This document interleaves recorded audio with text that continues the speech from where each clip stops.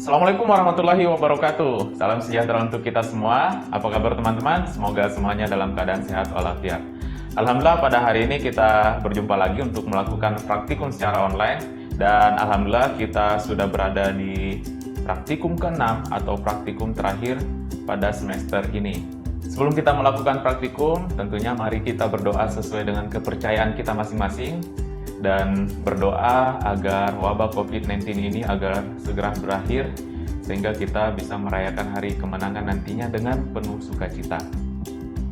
Mari kita berdoa sesuai dengan kepercayaan kita masing-masing. Berdoa dipersilakan.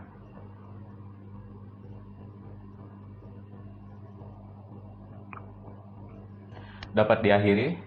Baik teman-teman sekalian, hari ini kita akan melakukan praktikum yaitu percobaan hukum Beer-Lambert. Hukum Beer-Lambert ini sendiri merupakan gabungan antara dua hukum, yaitu hukum Lambert dan hukum Beer. Hukum Lambert itu sendiri ditemukan oleh Johann Hendrik Lambert pada tahun 1760 yang menyatakan bahwa kehilangan intensitas cahaya ketika merambat di dalam suatu medium berbanding lurus dengan intensitas dan panjang lintasan cahaya. Kemudian hukum Beer sendiri ditemukan oleh August Beer pada tahun 1852 yang menyatakan bahwa transmisi suatu larutan tetap konstan jika produk konsentrasi dan panjang jalur tetap konstan. Kemudian hukum ini digabungkan menjadi hukum Beer-Lambert yang menyatakan bahwa kuantitas cahaya yang diserap oleh suatu bahan di dalam larutan yang mentransmisi secara penuh berbanding lurus dengan konsentrasi bahan dan panjang lintasan cahaya yang menembus larutan.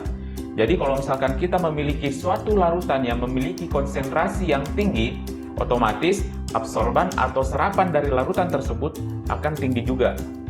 Baik teman-teman sekalian, sebelum kita melakukan praktikum, saya akan memperkenalkan terlebih dahulu alat dan bahan apa saja yang akan kita gunakan pada praktikum kita kali ini.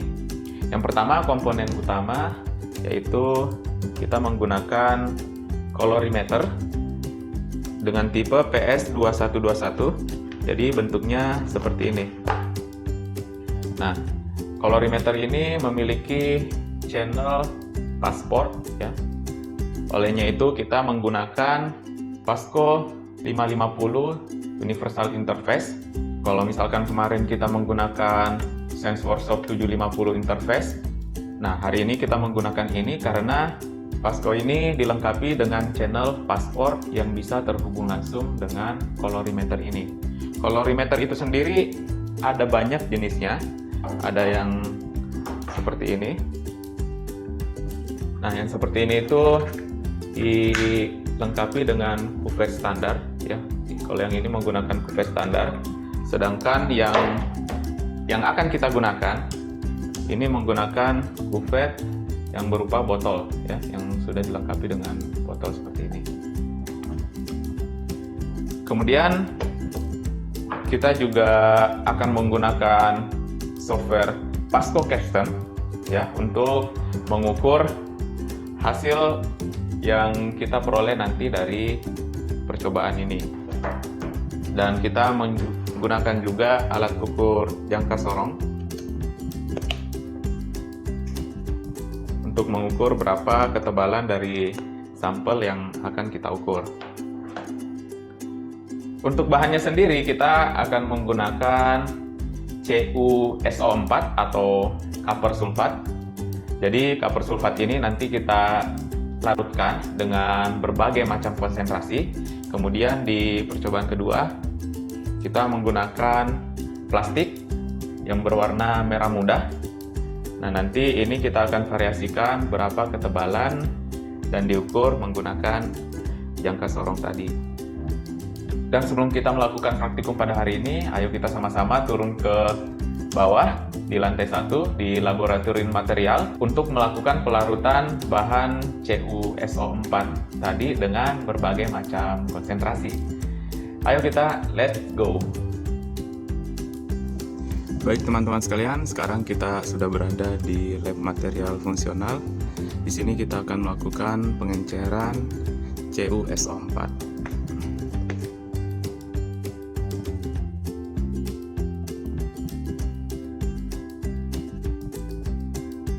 Nah, ini merupakan larutan copper sulfat yang sudah kita encerkan. Di sini ada konsentrasi 1 molar, 0,5 molar, 0,25 molar, 0,1 molar, 0,05 molar, dan 0,25 molar. Jadi, larutan ini akan kita ukur berapa serapannya masing-masing. Kalau misalkan dilihat secara kasat mata sudah kelihatan ya, mana konsentrasi yang lebih tinggi dan mana konsentrasi yang lebih rendah. Dan langsung saja kita ke praktikumnya. Oke, terlebih dahulu saya akan menjelaskan bagaimana cara menggunakan aplikasi Capstan dengan Pasco 550 Universal Interface.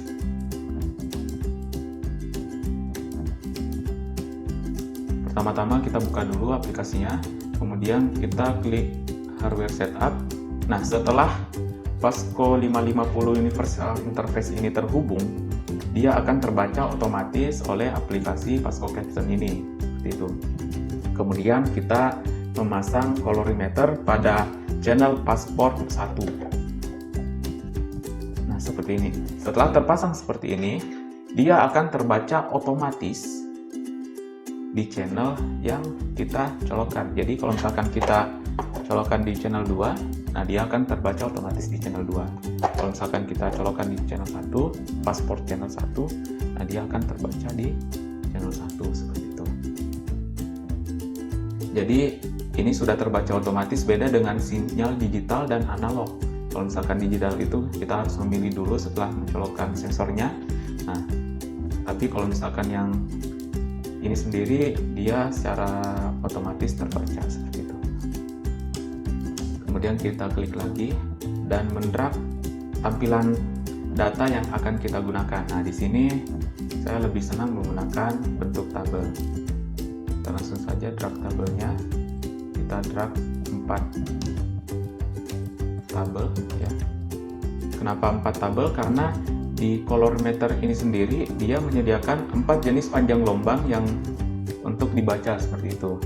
Nah, kita select datanya. Nah, di sini ada red, green, blue, dan orange yang berupa transmittance, terus ada juga absorbance. Nah, di sini kita akan membaca transmittance dari larutan atau material yang kita gunakan. Pertama kita pilih red, kemudian kita pilih green, kemudian selanjutnya kita pilih blue, kemudian selanjutnya kita pilih orange. Dan untuk kolom ini kalian bisa pilih time atau waktu untuk ukuran.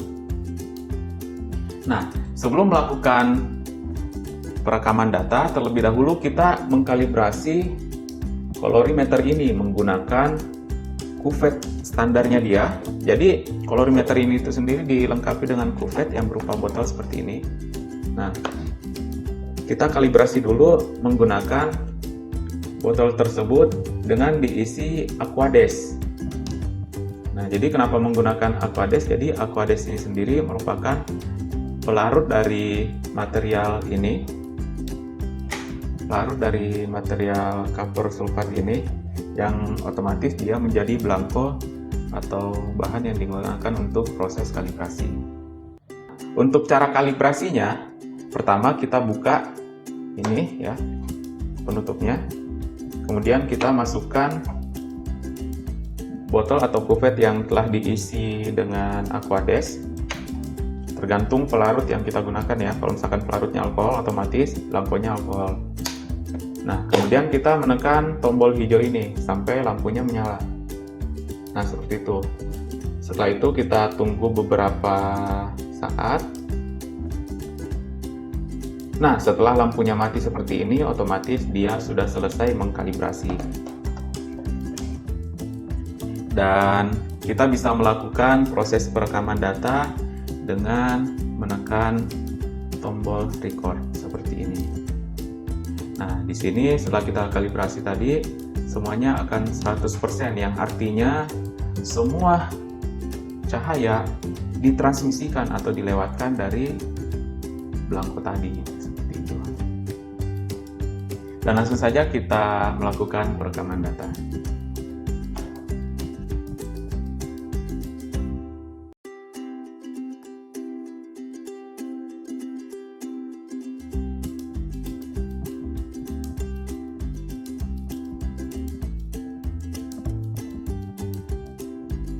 Oke, selanjutnya percobaan kedua yaitu kita mengukur bagaimana transmitansi dari ketebalan plastik ini.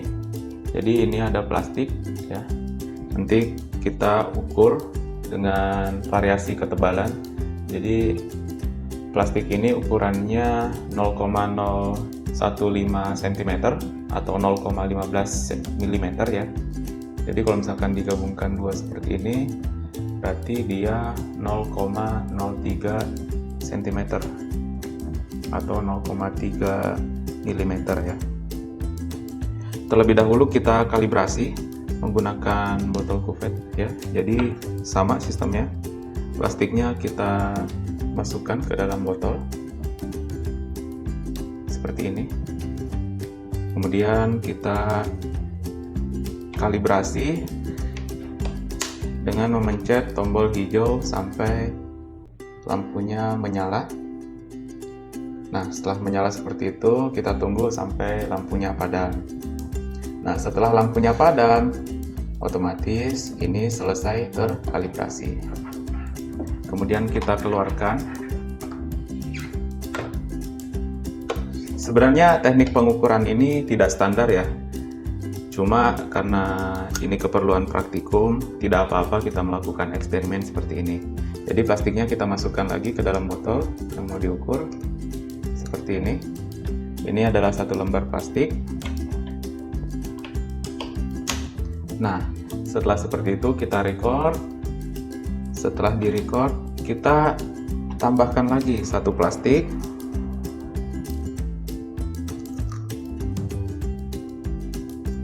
Nah, dengan menambahkan plastik seperti ini, otomatis dia memiliki variasi ketebalan dan datanya bakal muncul seperti ini.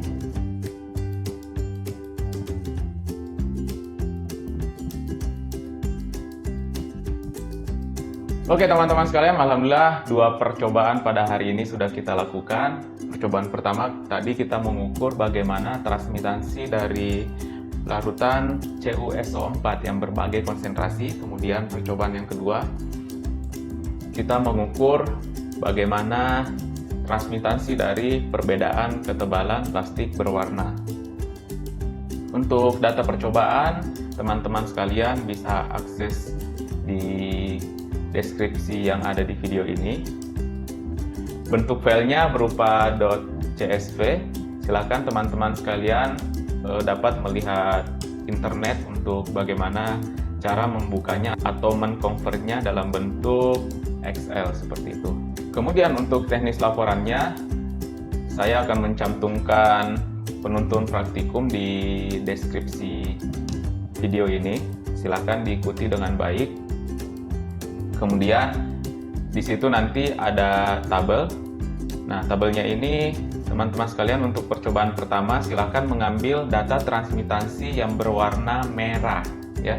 Untuk percobaan pertama silakan mengambil data transmitansi yang berwarna merah.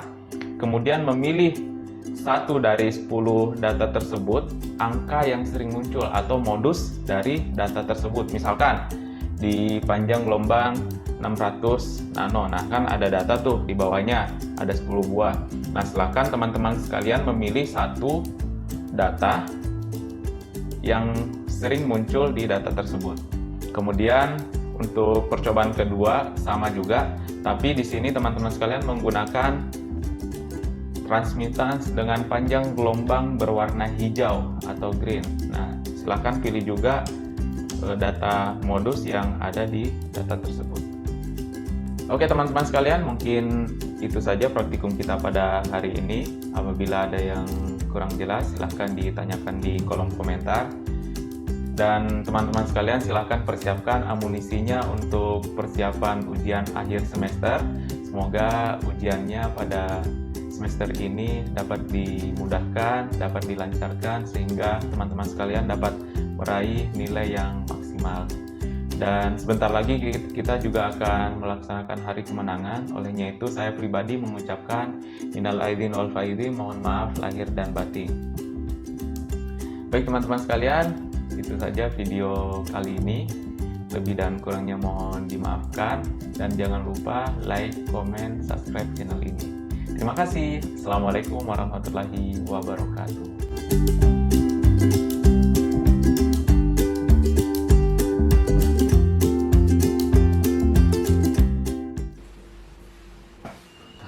After kreditnya apa ya?